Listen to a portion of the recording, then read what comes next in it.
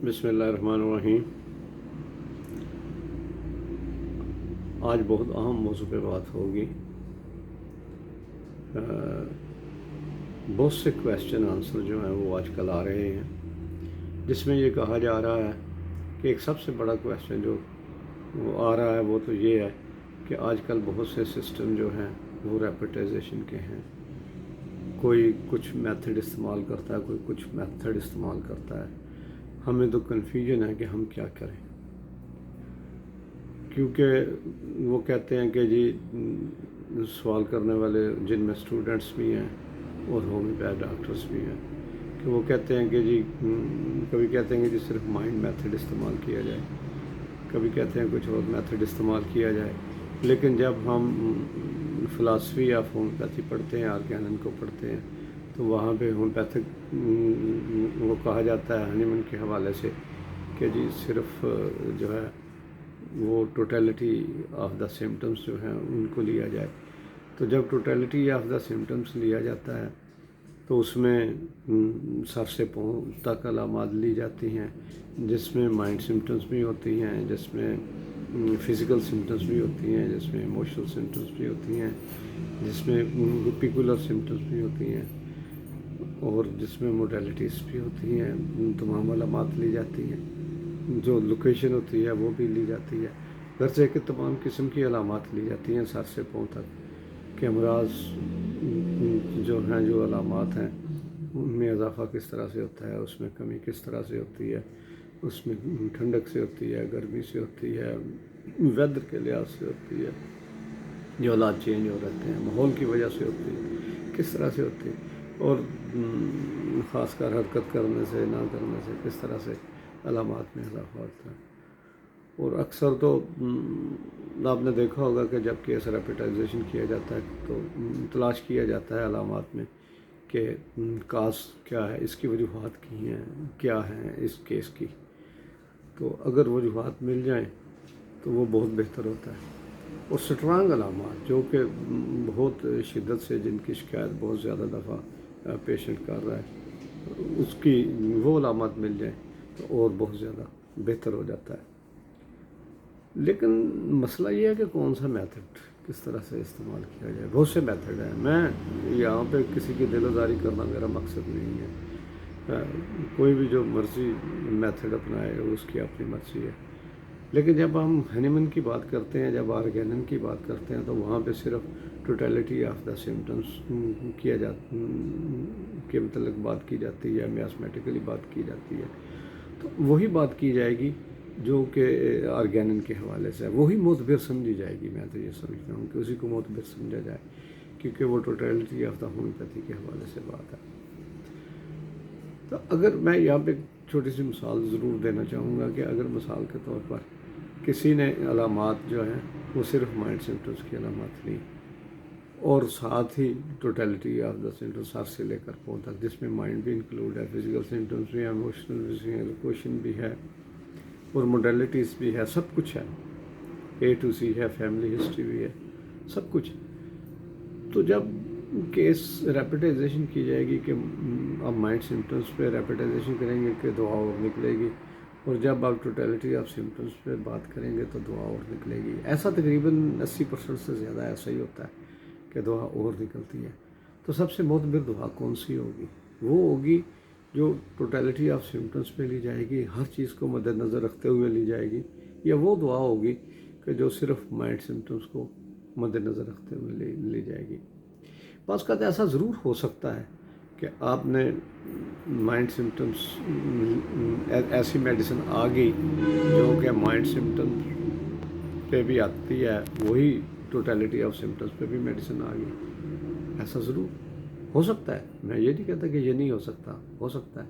अगर ऐसा हो गया ये तो एक चांस है, लेकिन ज़्यादातर ऐसा नहीं होता। ज़्यादातर ऐसा ही होता है कि जो टोटलिटी ऑफ सिम्टम्स में मेडिसिन आएगी वही दवा ज़्यादा मोतबर होगी। लेकिन अक्सर का ये भी होता है कि कई जगह ये क्वेश्चन आ जाता है कि जी हमने टोटलिटी ऑफ सिम्टम्स पे दवा ली तो वो दवा काम ऐसे नहीं कर रही थी, जब माइंड सिम्टम्स पे दवा ली तो वो काम ऐसे कर रही थी। मेरे ख्याल में इसमें थोड़ी सी कमी ज़रूर है। कमी ये है कि अगर माइंड सिम्टम्स ऐसी स्ट्रांग हैं तो ठीक है, उस पर मेडिसिन आ गई। और अगर माइंड सिम्टम स्ट्रांग नहीं है, कोई दूसरे सिम्टम ज़्यादा स्ट्रांग है, तो उसमें भी आ सकती है। पर्सनैलिटी को तो लिया जाता है, वाइटल फोर्स को भी मद्देनज़र रखा जाता है, सब कुछ मद्देनज़र रखता है। जब पेशेंट आपके क्लिनिक में दाखिल होता है तो आप पेशेंट को सर से पाँव तक तो ज़रूर देखते हैं, उससे बात करते हैं, आपको समझ आ जाती है थोड़ी देर उससे बात करने से, थोड़ी देर उसकी अलामत लेने से। तो मैं तो इसी को बेहतर समझूंगा कि टोटलिटी ऑफ सिम्टम्स जो हैं उसका मुकम्मल लें। इवन उसकी फैमिली हिस्ट्री जो है, उसके वालिद, उसकी वालदा, उसका नाना, उसकी नानी, उसका दादा, उसका दादी, तो वो किस तरह से अगर हयात हैं तो उन्हें कौन सी मर्ज़ हुई है, कोई ऐसी स्ट्रांग, अगर हयात नहीं है तो किस मर्ज़ से वो फौत हुई, या उनकी लाइफ में कौन कौन से अमराज जो हैं ऐसे स्ट्रांग आए जो आगे आने वाले बच्चों ने वो इनहेरिट कर लिए। जो आने वाले इनहेरिट होते हैं, अमराज होते हैं, जो सिम्टम्स होती हैं, वो तकरीबन हर एक में आती ज़रूर है, ये नहीं कि नहीं आती, लेकिन किसी में इतनी कमज़ोर होती है कि आपकी वाइटल फोर्स जो है उसे दबाई रखती है, उसकी अलामत सामने नहीं आती। लेकिन ज़िंदगी के किसी हिस्से में ऐसा भी होता है कि आपकी वाइटल फोर्स जब वीक हुई तो वो भी सामने आ गई। लेकिन होता ज़रूर है, ऐसा नहीं है कि ये प्रैक्टिकल लाइफ, जब क्लिनिकल प्रैक्टिस में हम आते हैं तो हमें ये पता चलता है। तो ये है, तो ये इस चीज़ को देखना बहुत ज़रूरी है। तो मेरी तमाम से इल्तमास यही है, मैं तो यही मशवरा दूँगा को आप जो अलामात, टोटलिटी ऑफ सिम्टम्स जो हैं उसको मद्देनज़र रखते हुए आप केस करें, केस रेपेटाइज करें और उसकी दुआ दें, उसके मुताबिक दुआ दें जो सामने आती है। मेरे हिसाब में तो वही सबसे ज़्यादा वैलिड है। दूसरा क्वेश्चन अक्सर जो उठता है वो ये है कि दवा मुंतखब होने के बाद उसकी कौन सी ताकत मरीज़ों को दी जाए। इसके मतलब मैं एक वीडियो पहले दे चुका हूँ, वो पड़ी हुई है, लेकिन आज फिर मैं थोड़ा सा मुख्तसर सा बता देना चाहता हूँ। चले जिन दोस्तों ने नहीं सुनी उनके ज़हन में भी थोड़ी सी बात आ जाएगी कि ज़्यादातर जो है आपने मर्ज़ की शिद्दत को सामने रखना है, चंद चीज़ों को सामने रखना है कि कौन सी ताकत दी जाए। जो है मिसाल के तौर पर मर्ज़ की शिद्दत को आपने सामने रखना है। दूसरा है कि आपने वो पेशेंट क्या है, वो कहाँ पे स्टैंड कर रहा है, वो मेंटली कहाँ पे स्टैंड कर रहा है, उसकी वाइटल फोर्स कहाँ पे स्टैंड कर रही है, इसको आपने मद्देनज़र रखना है। उसकी फ़िज़िकल कंडीशंस क्या है, ये भी आपने मद्देनज़र रखना है। ये सारी चीज़ें मद्देनज़र रखते हुए और उसकी मॉडलिटीज़ को भी फिर आपने दुआ को मुंतखब करना है। मैं ये समझता हूँ कि ये टोटली जो है ये ऑब्ज़र्व, जो मालिक ऑब्ज़र्व करता है उस पर ये जाता है कि वो क्या ऑब्ज़र्व कर रहा है, उसने पेशेंट से क्या ऑब्ज़र्व किया, वो पेशेंट कहाँ पे स्टैंड कर रहा है, उसको मद्देनज़र रखते हुए स्ट्रेंथ ऑफ पोटेंसी जो है आप उसकी सिलेक्शन करें। लेकिन बाज़ जगह पे, बाज़ ममालिक में ऐसा भी है कि लोग टेंसी से शुरू करते हैं, बाज़ हमारे दोस्त जो है वो वेरी हाई पोटेंसी पे एकदम से चले जाते हैं। देखिए ये अपनी अपनी प्रैक्टिस की बात है। मेरी अपनी प्रैक्टिस की बात ये है कि मैं ज़्यादातर लो पोटेंसी से शुरू करता हूँ, क्योंकि इसमें एग्रीवेशन का चांस कम होता है। और दूसरा ये है कि आपके पास चांस बाकी रह जाता है कि आप इससे अगली स्ट्रेंथ में जा सकते हैं अगर आपको ज़रूरत पड़े। तो अगर आप पहले ही 1M, 10M, 50M या CM में स्टार्ट से चले गए और अगर खुदा न खास्ता केस आपके हाथ से निकल गया, बिगड़ गया, तो उसकी रिकवरी बाज़ का बहुत मुश्किल हो जाती है। तो इसलिए ये ज़रूरी है कि आप लो स्ट्रेंथ से, मैं तो यही तजवीज़ दूँगा कि लो स्ट्रेंथ से आप शुरू करें। इसके बाद क्वेश्चन आ जाता है कि दुआ को कब दोहराना चाहिए। ये बहुत आम सवाल है। फर्स्ट प्रेस्क्रिप्शन जो है, पहला नुस्खा तो आपने दे दिया, उससे ज़्यादा तवज्जो की ज़रूरत, ज़्यादा मेहनत की ज़रूरत, ज़्यादा बारीक बीनी से देखने की ज़रूरत जो है वो दूसरी दफ़ा जो पेशेंट विज़िट करता है उस वक्त है। अब आपने क्या ऑब्ज़र्व किया, पेशेंट ने क्या कहा। नंबर 1, क्या पेशेंट ये कह रहा है कि जो दुआ डॉक्टर साहब आपने दी है मैं उससे काफ़ी मुतमिन हूँ, काफ़ी ठीक हूँ। अगर तो वो ये कह रहा है तो well and good, that's good. یہ اچھے سائنس ہیں، جو آپ نے دوائی دی ہے اس سے اس کی علامات جا رہی ہیں، تو کیا پھر بھی آپ کو دوا کو دہرانا چاہیے؟ یہی صرف دیکھنے کی بات ہے۔ میں یہ سمجھتا ہوں کہ دوا کو مت انٹرپٹ کریں۔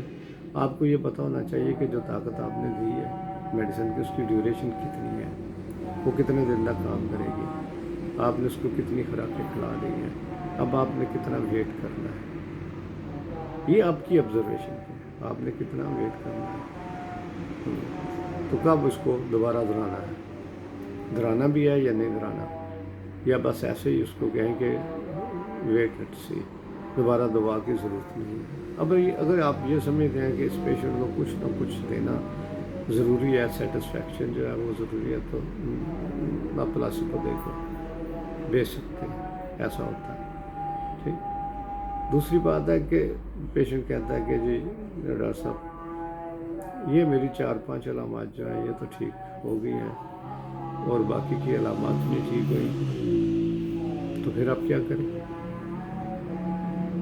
اس کا مطلب ہے کہ آپ نے جو دوا دی ہے اس میں کوئی کمی رہ گئی ہے، وہ اکارڈنگ ٹو دا سمٹمس نہیں تھی۔ مثال کے طور پر آپ نے 20 علامات اس کی لی، ان 20 میں سے آپ کی جو علامات ہیں وہ 5 علامات درست ہو گئی، اب پیشنٹ آیا وہ 15 علامات کے ساتھ ہے، تو پھر آپ کو کیا کرنا چاہیے؟ تو ایسی صورت میں آپ کو ری ٹیک دا کیس، تو آپ یہ دیکھیں کہ کون سی چیز جو ہے یہ مس ہو گئی، وہ کیوں نہیں میں نے اس کو لیا، تو اس پر توجہ آپ کو دینی چاہیے۔ اچھا، پھر پیشنٹ ایسا بھی ہوتا ہے کہ بعض وقت پیشنٹ کہتا ہے کہ جی ڈاکٹر صاحب یہ تو ٹھیک ہے، یہ دوا جو ہے آپ نے دی ہے اس سے میری یہ 5 علامات تو ٹھیک ہو گئی ہیں، لیکن یہ 4-5 اور 7 نئی علامات آ گئی ہیں، ٹھیک ہے، نئی علامات کون سی آ گئی؟ جب آپ دوا کو پڑھیں گے تو آپ کو پتہ چلے گا کہ یہ اس دوا کی اپنی سمٹمس تھیں، وہ پروونگ میں آ گئی ہے، اس نے کچھ علامات اپنی پیدا کر دی ہیں، کچھ کو تو اس نے جو 5 کو کور کر رہی تھی اس کو تو اس نے تندرست کر دیا، وہ تو ختم ہو گئی، لیکن وہ باقی کی اس کی علامات اور آ گئیں جب بار بار ریپیٹ کیا گیا، تو وہ دوا پروونگ کے سلسلے میں آ گئی، تو یہاں پہ بھی آپ کو ری ٹیک دا کیس اگین، تو پھر آپ کو دوبارہ سے علامات لے کر پھر وہ میڈیسن آپ نے دینی ہے۔ اسی طرح بعض کا پیشنٹ آ جاتا ہے، وہ کہتا ہے جی کچھ بھی ٹھیک نہیں ہوا، لیکن یہ علامات مجھے اور آ گئی ہیں، اس کا مطلب ہے کہ آپ کی جو میڈیسن تھی وہ ٹھیک ہی نہیں تھی، اور اس میڈیسن کے دھرائی اتنی دفعہ کرا دی گئی کہ اس کی علامات اور پھر آ گئی، اس نے اپنی پروونگ شروع کر دی۔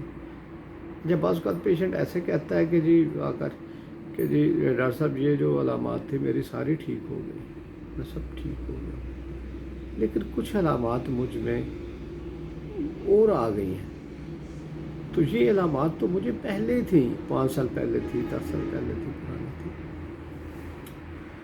یہ آپ کو معلوم ہونا چاہیے کہ جب مریض کو آپ کے پاس آتا ہے تو وہ ہو سکتا ہے کہ بہت پرانا مریض ہو، کرانک پیشنٹ ہو، تو اس کی جو علامات سٹارٹ سب سے پہلے شروع ہوئی تھی، 10 سال قبل شروع ہوئی تھی، وہ کچھ اور تھی، تو وہ دوسری میڈیسن کھا وہ پہلے والی علامات دب گئیں، اور دوسری میڈیسن کے ادر افیکٹس جو ہیں وہ سامنے آ گئے، اور اس کی اور علامات سامنے آ گئی، تو وہ دبی ہوئی تھی نیچے، وہ اس کی سامنے آ گئی۔ اب آپ نے ری ٹیک دا کیس اگین، اور پھر اس کو دعا دینی ہے، وہ جو لیئر نیچے دبی ہوئی تھی وہ لیئر سامنے آ گئی، وہ دوسری لیئر جب غائب ہوگی تو ہو سکتا ہے تیسری لیئر سامنے آ جائے، وہ لاسٹ لیئر ہو، تو پھر آپ نے ری ٹیک دا کیس اگین اور اس کے مطابق دعا دینی ہے۔ اب وہ پیشنٹ مکمل شفا سے ہمکنار ہو، کیونکہ اس کی جو پرانی دبی ہوئی علامات تھی وہ سامنے آ گئی، آتی کی آپ نے میڈیسن پہلی بھی درست دی، دوسری بھی درست دی، تیسری بھی درست دی، اکارڈنگ ٹو دا سمٹمس تھی، ٹھیک، وہ سامنے آ گئی۔ یہی ہے کہ کہیں آپ بھی میڈیسن کو بہت زیادہ دہرا کر آپ مریض کو وہی پیلیشن میں وہ سمٹمس کو آپ دبا نہ دیں، آپ ایلوپیتھی کی طرز والا کام نہ کریں، आप रियल होम्योपैथी वाला काम करें, ठीक, ताकि आपको पता होना चाहिए कि आपने किस ताकत में दवा दी है और उसकी ड्यूरेशन कितनी है, और अब मैंने दवा कब देनी है और कितनी ताकत में देनी है, ताकि मरीज़ मुकम्मल शिफा से हमकिनार हो सके। मरीज़ उसी वक्त ही शिफा से मुकम्मल हमकिनार होगा जब आपने ऑर्गेनिक के असूलों के मुताबिक, होम्योपैथी के असूलों के मुताबिक आपने दवा दी और उसी तरह से आपने केस तजवीज़ किया। ना आपने टाटोपैथी की, ना आपने आइसोपैथी की, ना आपने कोई सिंगल मेडिसिन, सिंगल सिम्टम्स को सामने रख कर आपने दवा तजवीज़ करना शुरू कर दी। ऐसा नहीं है। तो केस, मुकम्मल केस लें, फिर जाकर उसकी दवा तजवीज़ करें और अपने ज़हन को न्यूट्रल होकर बैठें। एक और सवाल आता है जो होता है, जब मुंतखब की हुई दवा काम ना करे तो क्या करना चाहिए। ये मैंने थोड़ा सा जिक्र कर दिया कि काम ना करें। बस का तो ऐसा होता है कि मेडिसिन काम ही नहीं करती, आपने दोबारा से, आप परेशान हो गए, आपने दोबारा से अलामात लेना शुरू कर दिया, आपने दोबारा से अलामात ली, आप सोच में पड़ गए। अलामात तो वही हैं, केस दोबारा से रेपेटाइज किया, फिर भी मेडिसिन भी वही निकल रही है, वही अलामात है। भाई उसमें आप देखें, फैमिली हिस्ट्री में जाएं, कहाँ पे कोई हर्डल तो नहीं है, मियाज़मेटिक हर्डल तो नहीं है, कौन सा मियाज़म लेकर पैदा हुआ, अब वो मल्टी मियाज़म में चला गया है, सोडा मियाज़म में चला गया है, एक से ज़्यादा मियाज़म हो गए। तो आप इसको देखें, कौन सा मियाज़म जो है वो लेकर पैदा हुआ है, ये इसमें हर्डल है। जब तक वो हर्डल, वो रुकावट आप दूर नहीं करेंगे, मेडिसिन काम नहीं करेगी। तो इसका मतलब है कि वो मेडिसिन काम नहीं कर, आपकी बेहतरीन मुंतखब करता, बेहतरीन रेपेटाइज करता, बेहतरीन सिलेक्शन ऑफ द डोज करता, मेडिसिन भी काम नहीं करती। तो इसमें जो रुकावटें हैं वो दूर करें। तो आप उसका दोबारा से उसकी फैमिली हिस्ट्री ले, वो देखें वो क्या लेकर पैदा हुआ, तो वो फिर दवा काम करना शुरू कर देगी। ये नहीं कि वो नहीं काम करना शुरू कर दे।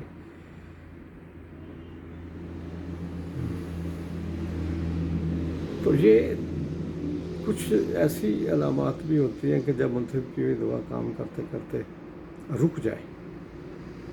अभी मैं उसी के जिक्र कर रहा था कि एक दवा काम कर, एक दवा आपने मुंतखब की, सबसे बेहतर मुंतखब की, लेकिन वो काम ही नहीं कर रही। बस का ऐसा होता है कि दवा आपने दी है, बेहतरीन मुंतखब करता दवा है, तो वो दवा रुक गई है काम करते करते, एक स्टेज पर आकर रुक गई है। तो आपने देखना कि वो रुक क्यों नहीं है, उसके पीछे कौन सी ऐसी हाइल रुकावटें हैं, क्या उसकी बॉडी इम्यून है, वो पहले उसने कौन कौन सी मेडिसिन खाई, किस किस ताकत की खाई, कहाँ कहाँ से वो घूम फिर कर आया, अब कौन सी हर्डल उसमें रह गई है, क्या कोई और मियाज़मेटिकली हर्डल उसमें रह गई है जिसकी वजह से वो दवा काम करते करते एक जगह पर आकर रुक गई है।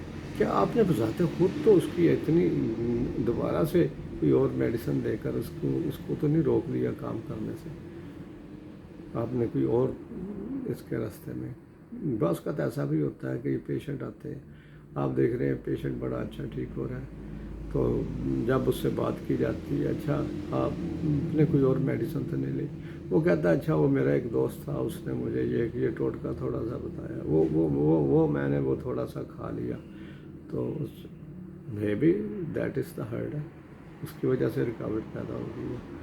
तो आप प्लीज़ देखें, क्योंकि हमारा जो खिता है इसमें सेल्फ मेडिकेशन जो है और इस किस्म के जो टोटके हैं, इस किस्म की जो चीज़ें हैं, ये बहुत होती हैं। तो इसलिए जो मालिज है उसको एक मुकम्मल, सबसे पहली बात तो ये कि मालिज का अपने ऊपर एक कॉन्फिडेंस होना चाहिए। जब तक उसमें अपने में कॉन्फिडेंस नहीं है तो आप सही तरह से मेडिसिन नहीं दे सकेंगे। फिर ये है कि पेशेंट को आप पे कॉन्फिडेंस होना चाहिए, और अगर नहीं है तो कॉन्फिडेंस आपको दिलाना, उसको उसका बहाल करना आपकी ज़िम्मेदारी है। ठीक, तीसरा ये है कि हर चीज़ को मलहूज़ खातर रखते हुए, इवन आपको मरीज़ को डाइट भी बतानी चाहिए कि फ़लाँ मर्ज़ पे आपने कौन सी डाइट जो है वो लेनी है, क्योंकि डाइट का बहुत ज़रूरी है। अगर आप उसको परहेज़ नहीं बताएंगे और ऐसी चीज़ें वो साथ खाता रहेगा जिसके अलामात उसकी बढ़ती जाएंगी, जिसकी अलामात ठीक नहीं होगी। मिसाल के तौर पर जिस तरह से मोडालिटीज़ है हमारी, सर्दी से अलामात बढ़ती हैं, تو آپ اس کو کہیں گے نا کہ جی سردی سے علامات بڑھنے والی، آپ میڈیسن تو اس کو دیں گے، لیکن ساتھ اس کو احتیاطی تدابیر بھی بتائیں گے سردی سے بچنا۔ گرمی سے علامات بڑھتی ہیں، مثال کے طور پر ایک شخص ایسا ہے جو کسی ایسی فیکٹری میں ایسی جگہ کام کرتا ہے جہاں پر لوہے کی وہ کام ہو رہا ہے، لوہا پگھل رہا ہے، بٹھی ہے، گرمی بہت زیادہ ہے، اس کے علامات بھی ہو رہے ہیں، تو اس کا مطلب ہے کہ اس کو اپنی جاب کی نوعیت چینج کرنی پڑے گی۔ تو بعض کا تو ایسا بھی ہوتا ہے کہ آپ کے پاس بہت سے پیشنٹ ایسے آتے ہیں جن کے حالات جو ہے کام کاج کے حالات جو ہیں وہ ٹھیک نہیں ہوتے، ان کا دفتر کا حالات نہیں ٹھیک ہوتے، اس کے جاب کی نوعیت ٹھیک نہیں ہوتی، اس کا گھر کے جو بہت سارے ایسے مسائل ہوتے ہیں جس کی وجہ سے وہ بہت سارے امراض کا شکار رہتا ہے۔ تو سب سے پہلے وہ ایسی چیزیں کہ ان چیزوں کو درست کرنا، اس پر توجہ دینا بہت ضروری ہے۔ جب تک ان پر توجہ نہیں ہوگی، ڈائٹ پر توجہ نہیں ہوگی، ایسے حالات آپ مریض کو نہیں کہیں گے، اس وقت تک وہ ٹھیک نہیں ہوگا۔ بہت شکریہ، آج کی یہ مختصر سی گزارشات میں نے آپ سے کی ہیں، یہ مختصری تھیں، تو ان شاء اللہ تعالیٰ پھر آپ سے بات ہوگی کسی نہ کسی نئے موضوع سے۔ یہ چند ایک کبھی 5 سوالات تھے، آگے اگر کچھ سوالات اور بھی آتے رہے تو ان کے بھی ان شاء اللہ تعالیٰ کوشش کروں گا کہ اپنے تئیں کہ بہتر سے بہتر جواب دے سکوں۔ جو میری سمجھ میں ہے وہ میں نے آپ سے بات کی، ہو سکتا ہے آپ کو پسند آئے یا نہ پسند آئے۔ آپ ماشاءاللہ مجھ سے زیادہ سمجھدار ہیں، زیادہ رکھتے ہیں، اس میں بہتری کی ہر وقت گنجائش رہتی ہے۔ اگر مجھ سے کوئی غلطی ہو تو معذرت چاہوں گا، تو مجھے بھی گائیڈ لائن دے دیجیے۔ بہت شکریہ آپ کا۔